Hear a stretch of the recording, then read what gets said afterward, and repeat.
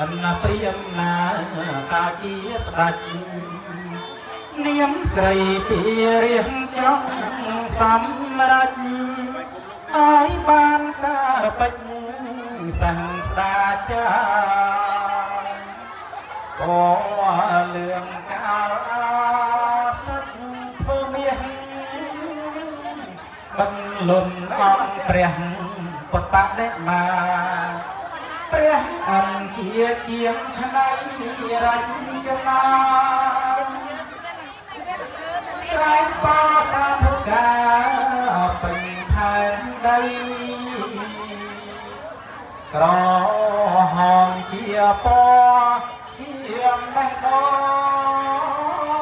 ងឈៀលពីដើមទ្រូងដោយគ្មានថ្មីបិទពឹងពួងខំព្រះយ៉ាងនេះ